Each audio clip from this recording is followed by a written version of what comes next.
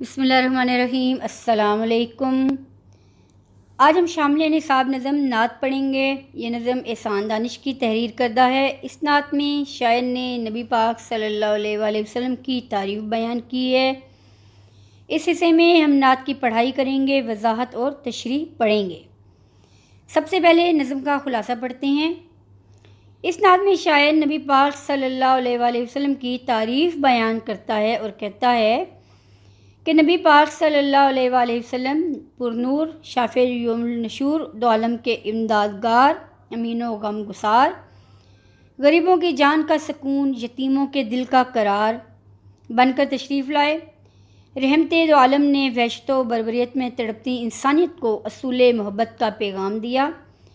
جہالت کی تاریکی میں بھٹکتی انسانیت کو ہدایت کے نور سے منور کیا۔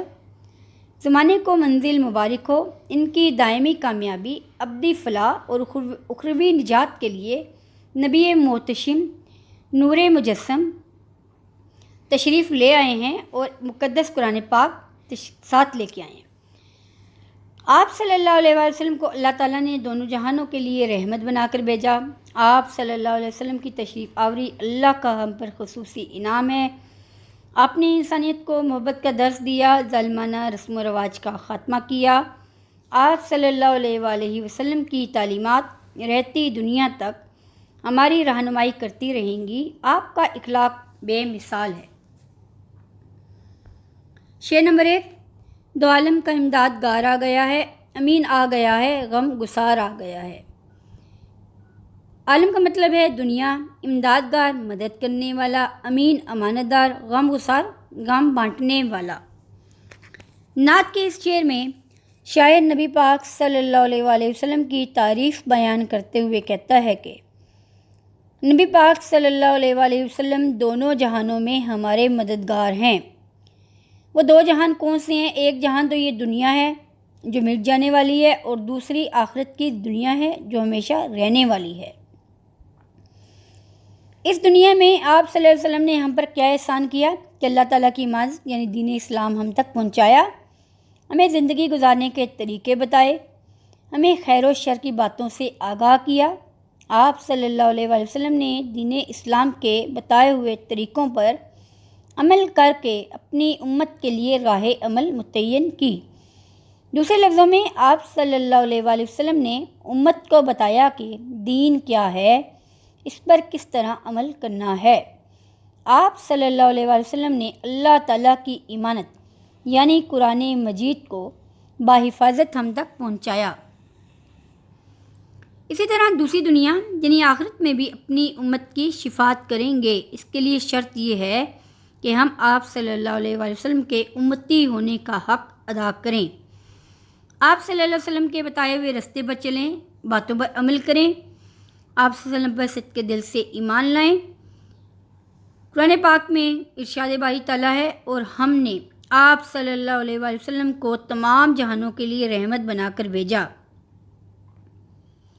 نبی پاک صلی اللہ علیہ وسلم نے انسانیت کی رہنمائی کی، آپ صلی اللہ علیہ وسلم نے اللہ کا پیغام ہم تک پہنچایا۔ آپ کو امین اس لیے کہا گیا کہ اللہ تعالیٰ نے اپنے دین کا جو پیغام پہنچانے کی ذمہ داری نبی پاک صلی اللہ علیہ وسلم پر لگائی، اس امانت کو نبی پاک صلی اللہ علیہ وسلم نے بالکل اسی حالت میں مسلمانوں تک پہنچایا، تعلیمات کو عام کیا، اور نہ صرف قرآن پاک کو مکمل حفاظت کے ساتھ، مکمل ایمانداری کے ساتھ ہم تک پہنچایا، بلکہ اس پر عمل کر کے بھی دکھایا۔ اس کی عملی تفسیر آپ صلی اللہ علیہ وآلہ وسلم خود ہیں۔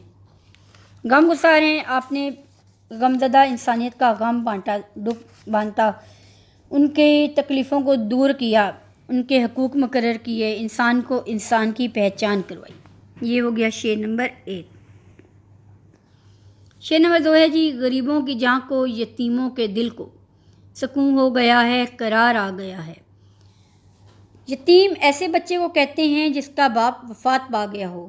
سکون اطمینان، تسلی، قرار، چین، سکون۔ سکون، چین اور قرار ہم معنی الفاظ ہیں، ان کا ایک ہی مطلب ہے۔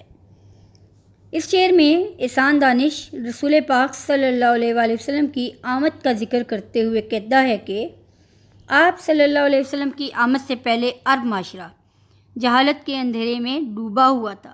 جس کی لاٹھی اس کا بھینس، اس کی بہن کا قانون چلتا تھا۔ امیر لوگ برائیوں کے باوجود قابل عزت تھے اور غریبوں کا کوئی والی وارث نہ تھا۔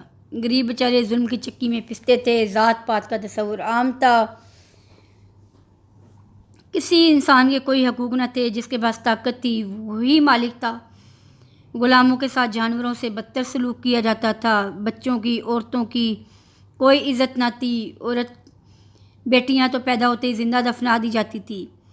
اس طرح سے اگر کوئی بچہ یتیم ہو جاتا تو اس کا کوئی پرسان حال نہ تھا، در در کی ٹھوکریں اس کا مقدر بن جاتی تھی، اور اگر کوئی امیر بچہ یتیم ہو جاتا تو اس کے رشتہ دار اس کی دولت چھیننے کے در پہ ہوتے۔ سکون چین مٹ چکا تھا، کسی کے حقوق نہ تھے، انسان کی پہچان نہ تھی، غریب جانوروں سے بدتر تھا۔ تو جب نبی پاک صلی اللہ علیہ وسلم اس دنیا میں تشریف لائے تو لا قانونیت ختم ہوئی، اسلام نے ہر شخص کے حقوق مقرر کیے، عظمت اور بڑائی کی بنیاد تقویٰ کو قرار دیا۔ بلند مقام اسی کا مقرر ہوا جو اللہ تعالیٰ کی نظر میں معتبر تھا، جو اللہ تعالیٰ کی عبادت کرتا تھا، معتبر وہی ٹھہرا۔ جب غریبوں، یتیموں، بے آسروں، بیواؤں کے حقوق مقرر ہو گئے تو ظلمت کا شکار انسانیت کو سکون اور قرار مل گیا، ان کو چین مل گیا، ان کے دل بھی اطمینان کی دولت سے مالا مال ہو گئے۔ تو اس لیے نبی پاک صلی اللہ علیہ وسلم کو امت کے لیے سکون کا ذریعہ قرار دیا گیا کہ آپ وسلم کی آمد سے غریبوں، یتیموں، بیواؤں، ظلمت کے شکار انسانیت کو سکون اور چین مل گیا۔ شے نمبر 3 ہے جی، اصول محبت ہے پیغام جس کا وہ محبوب پروردگار آ گیا ہے۔ اصول کا مطلب ہے طریقہ، قانون، پیغام کسی تک زبانی بات پہنچانا۔ محبوب کہتے ہیں جی پیارے کو، جو اچھا لگے، پروردگار پالنے والا، مراد اللہ تعالیٰ۔ اس نعت میں شاعر نبی پاک صلی اللہ علیہ وسلم کی تعریف بیان کرتے ہوئے کہتے ہیں کہ نبی پاک صلی اللہ علیہ وسلم نے پوری زندگی محبت کا درس دیا۔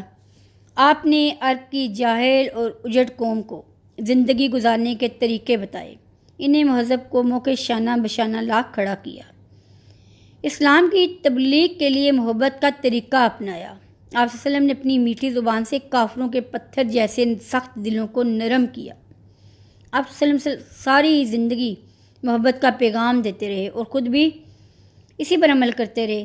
آپ صلی اللہ علیہ وسلم کا اسوہ حسنہ، آپ صلی اللہ علیہ وسلم کی سیرت اس بات کی جیتی جاگتی تصویر ہے۔ جب نبی پاک صلی اللہ علیہ وسلم نے اللہ تعالیٰ کے حکم سے تبلیغ اسلام کا آغاز کیا تو کفار آپ صلی اللہ علیہ وسلم کے جانی دشمن بن گئے۔ کس طرح سے نبی پاک صلی اللہ علیہ وسلم کو ایذا دی گئی۔ وہ بڑھیا جو آپ صلی اللہ علیہ وسلم پر کوڑا پھینکا کرتی تھی، جب وہ 3 دن کوڑا نہ پھینکنے آئی تو آپ صلی اللہ علیہ وسلم اس کے لیے دکھی ہوئے کہ کیا ہے اس کو، وہ کیوں سامنے نہیں آئی، تو آپ صلی اللہ علیہ وسلم اس کی بیمار پرسی کرنے گئے، اس کی اتنی خدمت کی کہ وہ آپ صلی اللہ علیہ وسلم کے اخلاق سے متاثر ہو کر اسلام قبول کر گئی۔ جب اہل طائف نے آپ کو لہو لہان کیا تو آپ نے انہیں بد دعا نہ دی، فرشتہ حاضر ہوا، اس نے کہا یا رسول اللہ حکم دے تو انہیں دونوں پہاڑوں کے درمیان پیس کے رکھ دوں۔ آپ صلی اللہ علیہ وسلم نے کہا نہیں، میں کسی کو بد دعا دینے کے لیے نہیں آیا۔ تو یہ آپ کا اصول محبت ہے، پیغام محبت ہے، جس نے کافروں کے دلوں کو نرم کیا۔ کرو مہربانی تم اہل زمیں پر، خدا مہرباں ہوگا عرشیں بری پر۔ آپ صلی اللہ علیہ وسلم اللہ تعالیٰ کے پیارے نبی ہیں۔ آپ صلی اللہ علیہ وسلم کو اللہ تعالیٰ نے دنیا میں بھیجا اور یہ دنیا بھی آپ صلی اللہ علیہ وسلم کے لیے تخلیق کی گئی، اور آپ صلی اللہ علیہ وسلم کی آمد سے ساری دنیا کو محبت کا پیغام ملا، اور محبت کا یہ پیغام آپ نے عملاً دیا۔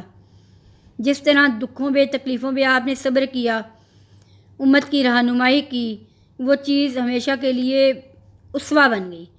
تو اسی لیے آپ صلی اللہ علیہ وسلم کا پیغام جو ہے وہ اصول محبت ہے۔ آپ صلی اللہ علیہ وسلم نے انسانیت کے حقوق مقرر کیے۔ یہ دنیا آپ صلی اللہ علیہ وسلم کے لیے بنائی گئی تو مقصد تخلیق ہے تو حاصل ایمان، جو تجھ سے گریزاں وہ خدا سے ہے گریزاں۔ یہ ہو گیا شعر نمبر 3۔ چلتے ہیں شعر نمبر 4۔ اب انسان کو انسان کا عرفان ہوگا، یقین ہو گیا، اعتبار آ گیا ہے۔ عرفان کا مطلب ہے معرفت، پہچان، شناخت، یقین ہونا، کسی چیز کو دل سے مان لینا، اعتبار بھروسہ، معرفت ہے اللہ تعالیٰ کی پہچان۔ نبی پاک صلی اللہ علیہ وسلم دنیا میں تشریف لائے، خالق کائنات نے انسان کو اپنی عبادت کے لیے پیدا کیا۔ اللہ تعالیٰ چاہتا ہے کہ انسان میری ذات کی پہچان کرے، اس کے ساتھ ساتھ اپنی تخلیق کا مقصد بھی جانے، اس پر بھی غور کرے۔ نبی پاک صلی اللہ علیہ وسلم نے انسانیت کی رہنمائی کی۔ جب آپ صلی اللہ علیہ وسلم دنیا میں تشریف لائے تو انسانوں کو ان کے صحیح مقام سے آشنا کیا۔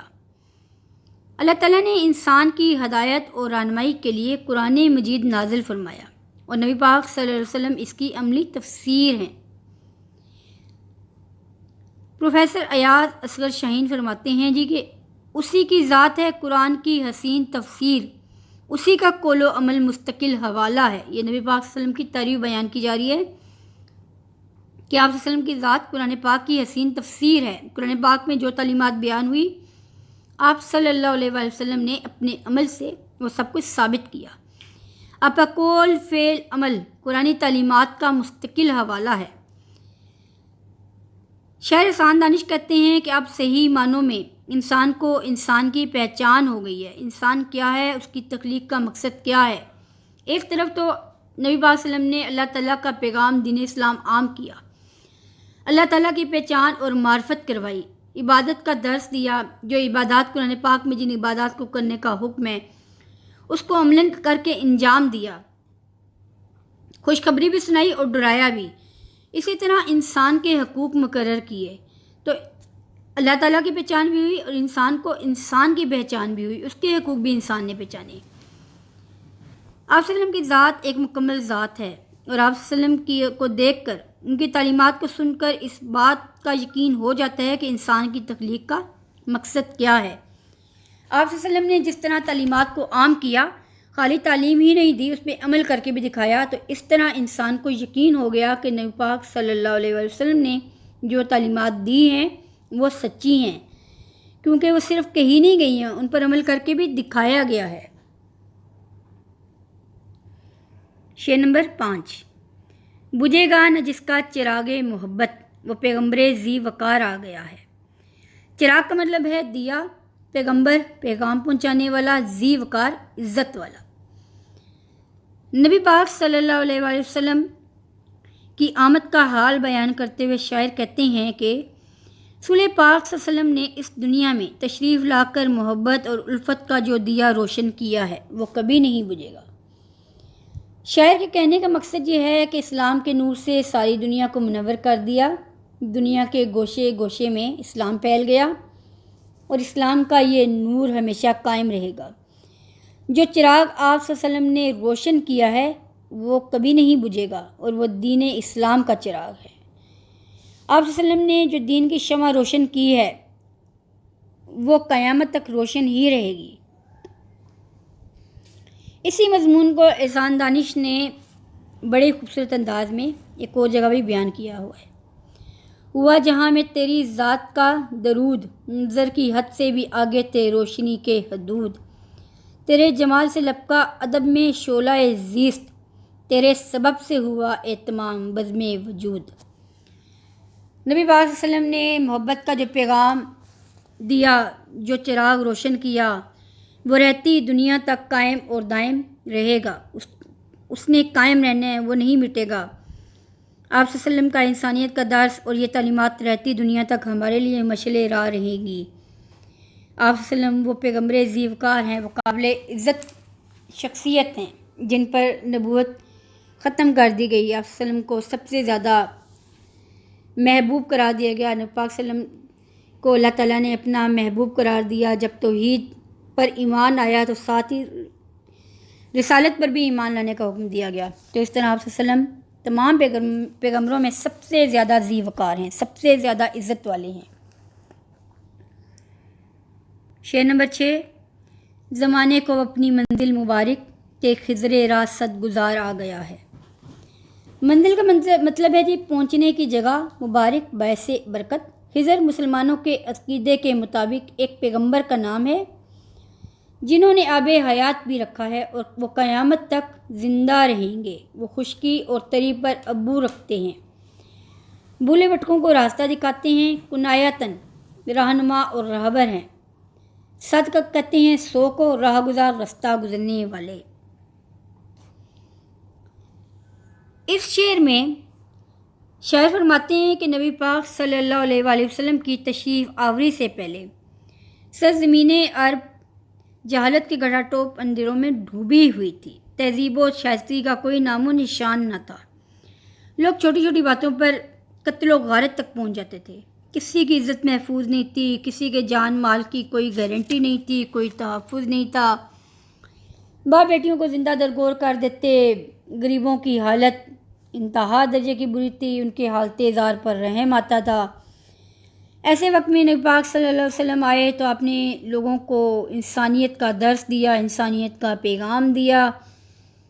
کبھی پانی پینے پلانے پہ جھگڑا، کبھی گھوڑا آگے دوڑانے پہ جھگڑا، کبھی گھوڑے آگے بڑھانے پہ جھگڑے ہوتے تھے، کبھی پانی پینے پلانے پہ جھگڑے ہوتے تھے۔ کسی کی جان عزت مال کچھ بھی محفوظ نہ تھا۔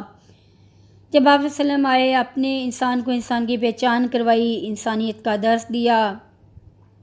انسانیت کی فلاح و بہبود کے لیے آپ صلی اللہ علیہ وسلم کو دنیا میں بھیجا گیا۔ ہے دل میں تمنا کا شرف جن کے سبب سے وہ فخر رسول شافی امت ہوئے پیدا۔ آپ صلی اللہ علیہ وسلم کی پیدائش سے، آپ صلی اللہ علیہ وسلم کی آمد سے انسانیت کو سراغ منزل مل گیا، زندگی گزارنے کے طور طریقے پتہ لگے۔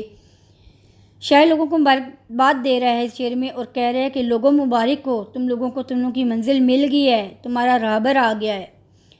جس طرح حضرت خضر علیہ السلام کے بارے میں مشہور ہے کہ وہ بھٹکی ہوئی انسانیت کی رہنمائی کرتے تھے، تو شاعر کہہ رہے ہیں کہ یہ خضر راہ ہیں، مسلمانوں یہ ہمارے خضر ہیں، یہ ہمیں راہ دکھانے والے ہیں، یہ ہمارے راہبر ہیں۔